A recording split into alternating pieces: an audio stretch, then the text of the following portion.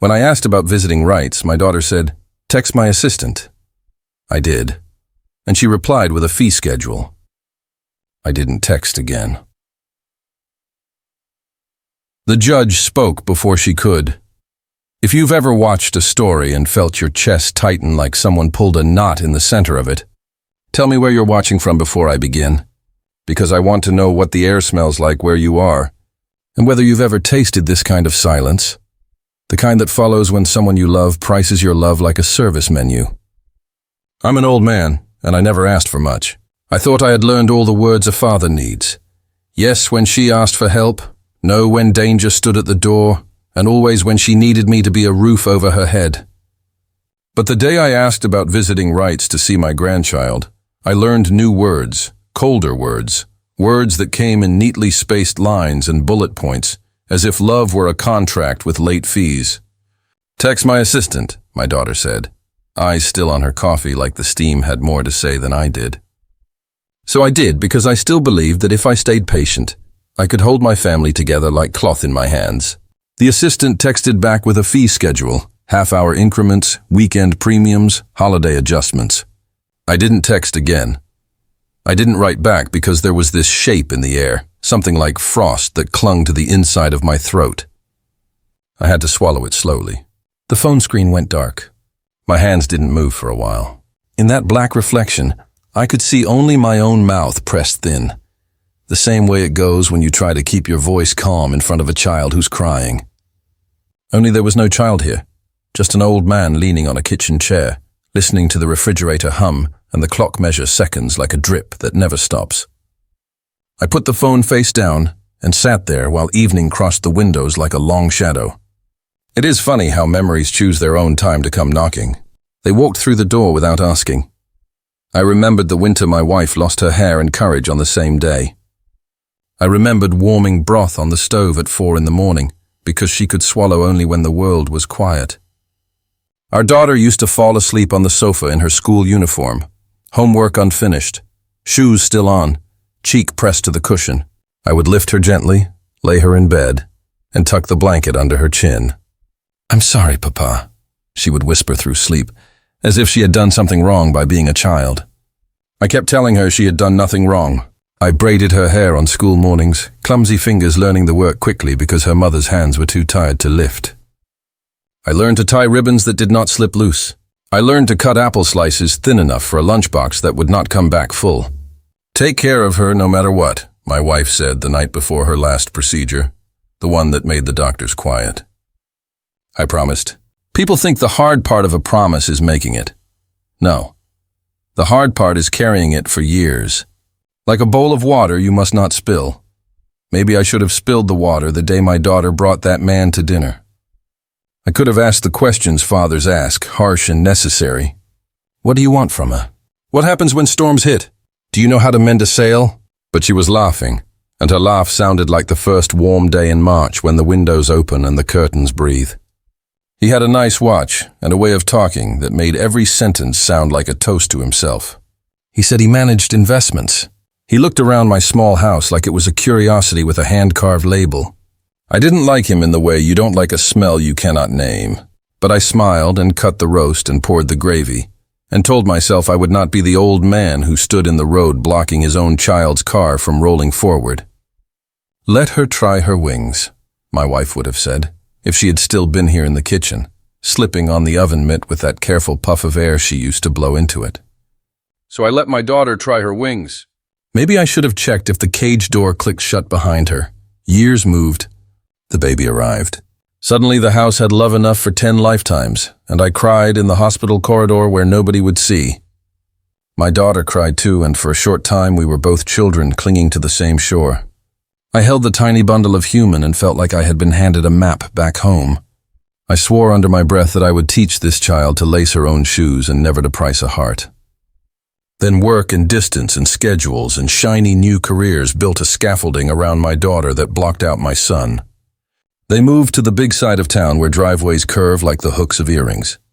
The first Christmas after the move, I pressed the doorbell and heard a carol playing in a polite, tiny voice from the porch speaker. Her husband opened the door and tilted his head in that way he has, as if someone had asked him to smell a wine and guess the year. "It's not a good time," he said, nearly gentle. There were shoes piled in a perfect row behind him, small shoes with little bells. My hands felt hot under my gloves. "I brought a few things," I said, and the words landed on the welcome mat and just lay there. He touched my shoulder as if I were an employee leaving a meeting early. "We'll call you," he said. I went down the steps and didn't look back until I reached the sidewalk and saw my breath floating away like a small white bird that couldn't find the sky. What I'm telling you now happened after all that. I had sent 3 messages asking to come by on Sunday mornings. I had offered to bring breakfast, wash dishes, keep quiet if the baby slept. The answers came late and thin. "Busy week. She's off schedule. We'll review calendar." That last one made me smile in a way that didn't reach my eyes. Review calendar. When I finally asked gently about visiting rights, because a grandfather can be patient, but patience is not the same as absence, my daughter said without lifting her eyes. "Text my assistant." She slid a card across the table like a receipt at the end of a meal. I took it and read the number. The name was a terse smile in lowercase letters. The card had a texture like money. I texted the number that afternoon thinking maybe this was a misunderstanding, the way sometimes a houseplant looks dead but needs only a gulp of light. The assistant's reply came fast like a door shutting. It listed fees for supervised blocks, extended minutes, holiday premiums, payment methods, and cancellation terms. There was a line about non-refundable deposits. I closed my eyes and heard my wife's laugh. She would have walked straight to the door and held the assistant's paragraph up to the sun until it burned away. I am not my wife, but I carry her matchbox in my pocket. That day, though, I didn't strike a match. I just set the phone down and let the cold run through my veins until it found a calm place to sit. I didn't tell anyone. I didn't call friends from church. I didn't visit our neighbor, the one with a loud voice and louder opinions. I cleaned the kettle, wiped the windows, mended a hem on my sleeve. In the quiet, a plan began to form not from anger, but from something older and steadier. I surprise people because I look like a man who won't fight. They think quiet means surrender, but quiet is only a room where you can hear the smallest sounds, like a key turning in a lock 2 rooms away. I had keys. I had carried them for years. The first key was a sealed envelope in the kitchen drawer under the batteries. The second was an old habit of keeping records organized even when nobody asked me to. The third key was a promise I had not bragged about because bragging rusts the hinge on a good door. The first envelope was the will my wife signed when she realized time had changed its speed. She had insisted on it, not because we had much, but because she wanted the little we had to do the right kind of work. We saw a lawyer who had offices in a building that smelled like marble. She asked for a trust for the grandchild we did not yet have, a trust to grow like a quiet garden until small hands were ready to pick from it. She named me as the guardian of it, not because she feared our daughter, but because she knew how easily a bright city can pull a person away from the road home. I had tucked the original papers into a folder that lived behind tax returns and old photographs. The documents slept there for years like winter bulbs. The second key was a set of emails from my son-in-law, back when he was still trying to make me like him. He used to send updates about their portfolio moves, links to articles about disruption, and invitations to virtual meetings where someone clicked through slides about turning relationships into value. I rarely joined, but I archived everything. Later came different emails, less friendly, about the costs of accommodating my visits because I lived across town and couldn't participate in bedtime routines. I never answered those. I printed them. Paper has a better memory than the cloud. The third key was old-fashioned, my name on deeds. I had bought a small plot of land the year after my wife died, a crooked rectangle near the lake where the pines combed the air. I built a cabin there with slow hands, board by board, not because I needed a place, but because the empty weekends frightened me and wood doesn't argue. When my daughter married, I added a rider to the cabin deed stating that any use of the property by descendants would be governed by a family trust that required regular time with the elder guardian. It sounded formal and ridiculous when I explained it to the clerk, but he stamped it because it was legal and because I stood there in my good jacket and my good shoes and said please. I never told my daughter. When she visited that first summer with her husband, I grilled fish on the back porch and watched them smile into the middle distance as if the lake were a promise written just for them. I wrote nothing in their faces that day. I wrote it in the records. When the papers came, they didn't look angry. Anger rarely arrives in an envelope.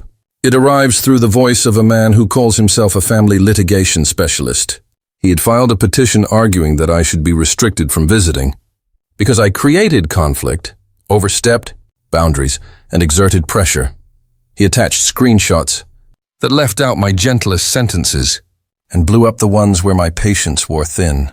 There was even a claim that I sometimes smelled of strong medication, which made me laugh out loud in my kitchen. I take 2 pills, one for blood pressure, one for the ache in my knee. Neither is strong enough to move a pebble, but I wrote no letters in reply. I just took a bus to the court office and filed my own petition to review the trust arrangements for the grandchild, attaching the will, the deed rider, and a little note the lawyer had written long ago that said I was the guardian of the trust, and that the trust was meant to protect the child's relationship to the values that had shaped our family. Values. That's a soft word in a hard world. But I held it like flint. The first hearing was set for a Tuesday morning that smelled like rain. I wore my dark suit that shines at the elbows because I've leaned on too many tables. The courtroom had that official quiet, like a library with rules. My daughter sat at the long table with her husband and their attorney, a woman with very sharp glasses. My daughter's face looked drained of color, like a flower pressed in a book too long. She didn't meet my eyes. I did not try to catch hers. I looked at the judge, a calm man with a lined forehead and eyes that seemed to count breaths. He called the case. The attorney stood and began with words that made the air heavy. Pattern of manipulation. Boundary violations. Emotional instability. I noticed that my son-in-law watched the judge the way a gambler watches the cards. His hand folded neatly over a leather folder as if he were cupping something valuable.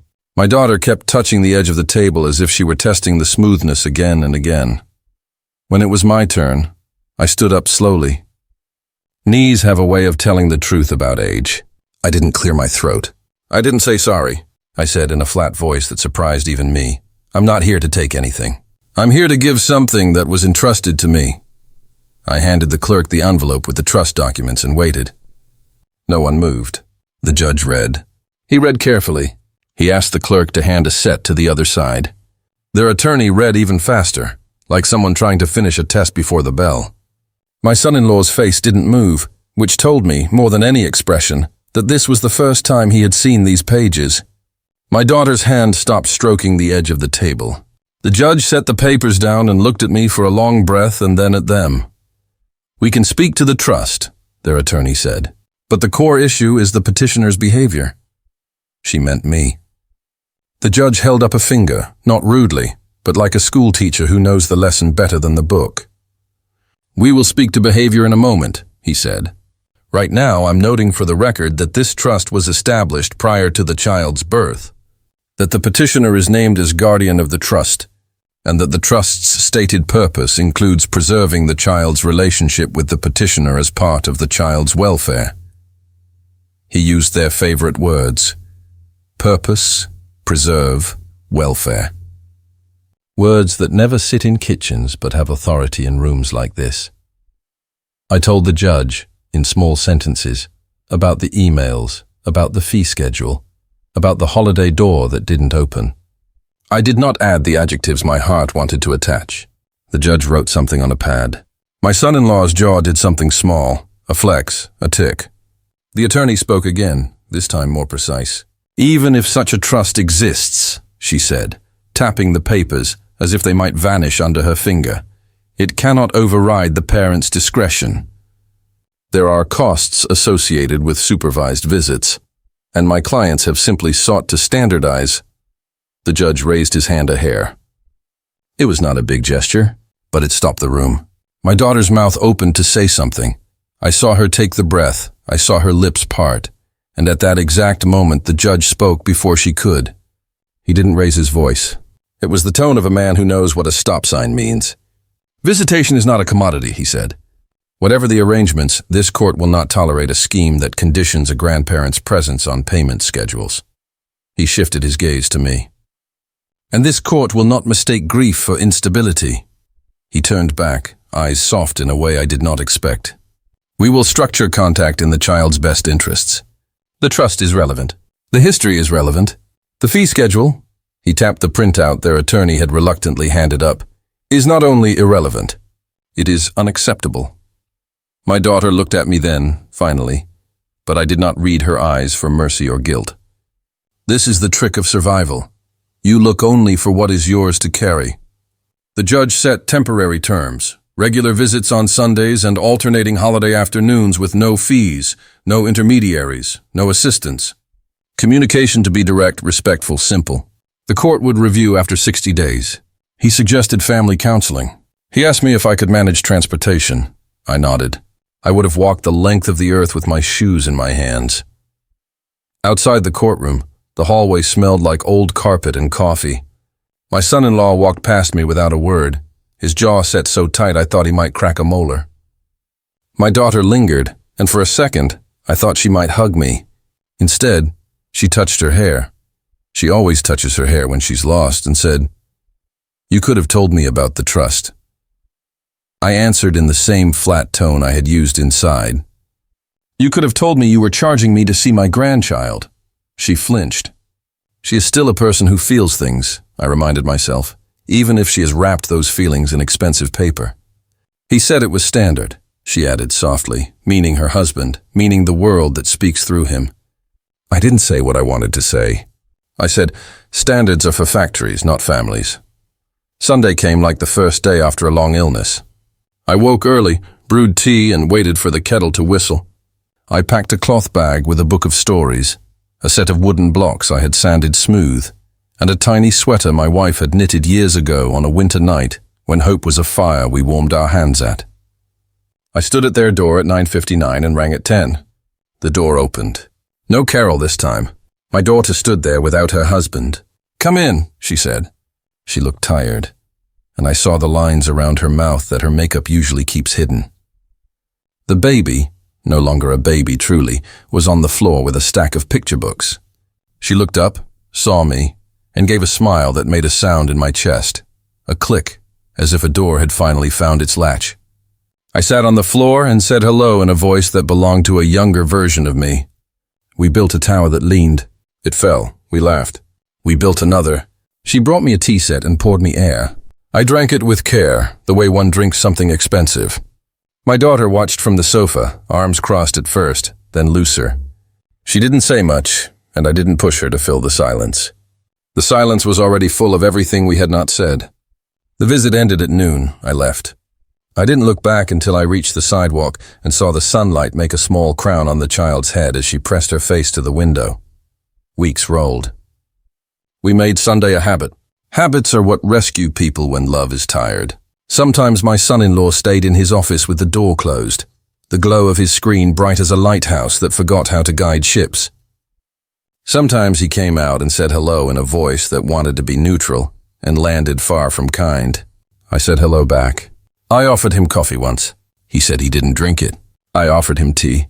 He said he didn't drink that either. I said, water? He said he had a system. It was almost funny, the way a man can replace thirst with rules. I kept building towers with the child. I kept breathing in the honey smell of her hair and storing it under my ribs like a hidden lantern. Not everything softened. There were moments that tightened the knot again. The assistant sent a message once, out of habit, about updating my payment method. I forwarded it to the court's email with a short note and received an even shorter reply. This is not permitted. Another time, I arrived to find the door locked and nobody home. I sat on the step for 30 minutes, watching ants carry a crumb bigger than themselves. And then I called my daughter. She answered on the fourth ring and said they had gone to a brunch that ran long. I said, I am here. She said, we're 10 minutes away. They were 20. I didn't speak of it in court. I kept a little notebook where I wrote these things in a calm hand. Dates and times and what the air felt like. Family counseling began on a Wednesday evening in a room that tried to look like a living room and almost succeeded.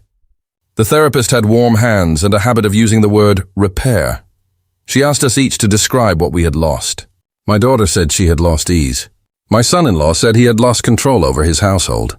I said I had lost the sound of small feet. The therapist nodded and wrote on a whiteboard with a green marker. "What can you give?" she asked next. And if there was ever a question that splits a room along the fault lines, it is this one. My daughter said she could give an open calendar on Sundays for 3 months. My son-in-law said he could give logistics. I said I could give patience without payment. The therapist smiled, a real smile that has teeth. "We will build from these," she said. We tried. 3 months creaked by like an old door, but it held on its hinges. On the last Sunday of the trial period, my daughter walked me to the porch. It was warm. The trees at the curb had the kind of leaves that look painted. She turned to me and said, "Dad, I want to tell you something." I braced without moving. "He said the fee schedule would filter out chaos," she whispered, eyes on the railing. "He said if you paid, it would mean you were committed." I kept my voice flat. "Commitment looks like showing up, not like transferring funds." She nodded, a small dip. "I know," she said, and then, "I thought the judge would scold you. I thought you would make a scene. You didn't." I told her that scenes belong in movies, not in hallways where a child sleeps. She laughed once, the tiniest sound, and covered her mouth like laughter was not allowed without permission. "I was scared," she said. "I'm still scared." I said, "So am I." We stood there, 2 people on a porch that had seen too much performance. 2 people with the same blood in their hands. The final review hearing was quiet. The judge spoke about the child's best interests and used our names gently, like he was setting cups on a table. He made the temporary schedule permanent with a suggestion, not a command, that we expand hours during school breaks. He recommended the counseling continue once a month for 6 more months. He said, "Families are not projects to optimize." He said, "Love does not invoice." He said, "In my courtroom, contact is not a currency." My son-in-law's jaw was still. He didn't look at me. I didn't need him to. The judge stamped the orders, and it sounded like a door closing gently after finally finding its frame. Maybe you're wondering if I forgave them in that moment. Forgiveness is not a moment. It's a road with broken stones. Some steps are easy, some cut your feet. I tried not to think of forgiveness as a gift you hand to someone else. I thought of it as a way to keep walking without bleeding more than I had to. My wife once told me that forgiveness is a plan for tomorrow. She wrote that in a note and left it stuck to the refrigerator with a magnet shaped like a strawberry. I carried that sentence with me out of the courthouse and down the steps into a day that smelled like pencil shavings and fresh paper. The first day of school kind of smell, when you don't know what you'll learn, but you promise to try anyway. The next Sunday, the child crawled into my lap with a blanket that had stars stitched into it. She pressed her ear to my chest and said, "It's loud," meaning the heart, meaning the thing that refuses to stop. I told her it was the drum that keeps the dance in time. She wanted a story. I told her about a lake and a cabin and a woman who could knit warmth from thin air. I told her about a girl who learned to braid her own hair, and the way her father's fingers learned the pattern first. I told her about promises, not the kind that shout, the kind that hold. When the story ended, she said, "Again," and I said, "Always," much later, after the leaves had gone copper, and the morning frost drew flowers on my window. I took my daughter and her child to the cabin by the lake. My son-in-law said he had a conference. I did not argue. The road there has a curve that always makes me think of my wife's handwriting. At the cabin, we built a fire, warmed milk, watched the smoke climb the chimney and disappear into a sky that keeps no grudges. My daughter stood on the porch with her hands wrapped around her mug. "I didn't know you still came here," she said. I told her I came because the trees remember the way she used to run between them with ribbons in her hair. She smiled, and it was a real smile, the kind that shows you the child hiding under the grown woman like a secret the world forgot. We took a walk down to the dock. Pine needles cushioned our steps. The lake had that woodsy breath. We sat with our legs hanging over the side, shoes off, toes touching the cold surface, and the child held a pine cone like it was treasure. "I'm sorry," my daughter said suddenly, words breaking the air like a stone displacing water. "For the card. For the assistant. For making you stand at the door." I breathed in, breathed out. "I know," I said. I'm sorry too, for my quiet. Sometimes I think silence protects people. Sometimes it leaves them alone with their worst ideas. We sat there until the cold reached our bones, and then went inside. In the spring, the court mailed a thin envelope with a final note. Case resolved. File closed. Schedule maintained by mutual consent. I pinned that slip of paper to a corkboard beside the kitchen phone. It isn't a trophy. It's a receipt for a lesson paid in full. That dignity speaks slowly and wins by not competing. On some evenings, when the house is too quiet and the memories try to climb the walls, I drive to the cabin and sit on the steps with the old photograph in my pocket. The one of my wife holding our daughter in a summer dress. Both of them looking at me like I was the whole horizon. I tell my wife what happened in the courtroom, how the judge spoke before our daughter could, how his words made a space for all of us to breathe without counting the cost. I tell her I kept the trust safe not because of money, but because of what it was meant to guard, the path between a grandparent and a child. A path that doesn't show up on any GPS, but that you can feel under your feet if you close your eyes and listen. When people ask me now what I learned, I say I learned how to keep my voice level even when the ground tilts. I learned that love, when priced, loses its flavor on the tongue. I learned that I can be both stern and soft at once, that a flat tone can carry a world's worth of feeling if the words it delivers are true. I learned that justice is not the same as revenge, and that the sweetest victories do not require a raised hand, only a steady one. I learned that the world likes to insert middlemen into everything, jobs, houses, holidays, even hugs, but that family is a place where middlemen go hungry if we insist on looking each other in the eye. I keep the assistant's card in a drawer now. Not because I want to remember the sting, but because I want to remember what I chose not to do. I chose not to text again. I chose not to pay a fee. I chose not to plead at doorways that had learned to close. I chose to stand in the one room where fairness wears a robe and can't be bought. I chose to lay out the papers I had guarded, not like weapons, but like lights on a runway so a plane could find its way down. The day the judge spoke before my daughter could, I realized that sometimes the right words arrive just in time to keep a family from hitting the mountain hidden by clouds. If you are out there somewhere watching this with your own knot in your chest, tell me where you are. Tell me if the sky above you is bright or gray. Tell me if you have a room where you can be quiet and still hear the good keys turning. I can't promise you a judge who sees what you carry. I can't promise you a trust document pulled like a white rabbit from a hat, but I can promise this. If you keep your hand steady, if you keep your tone level, if you carry your promise like water you must not spill, you will be surprised by how many doors open without being kicked. And when they open, walk through without counting what it costs to get there. Sit on the floor. Build a tower. Let it fall. Build another. We have Sundays now. They are not perfect. Some mornings the child wakes cranky, and the towers we build lean too quickly. Some afternoons my daughter looks at the clock too often, and I feel the old knot tug. Some evenings my son-in-law says something that sounds like a spreadsheet. But then the child laughs with her whole mouth, or my daughter tells me about a book she read, or we all step onto the porch at the same time and smell the rain coming like forgiveness on the wind. And I know we have stitched together a small cloth strong enough to keep us warm if we hold it tight and stop trying to sell it by the yard. I don't know how your story ends. Mine isn't finished yet, but I know what I will do tomorrow morning. Wake early, boil water, fold the sweater into the bag, take the bus if the car won't start, ring the bell at 10, and step inside without looking for a receipt. The drum will still be loud in my chest. The small hands will still find mine. The lake will still lie flat as a promise in my mind.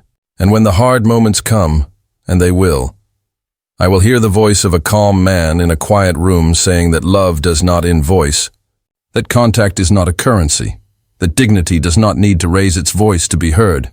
If you stayed with me to the end, let me know where you're watching from, and if this story put words to a silence you've been carrying. And if it did, please like, share, comment, and subscribe so more people who need this kind of quiet strength can find it too.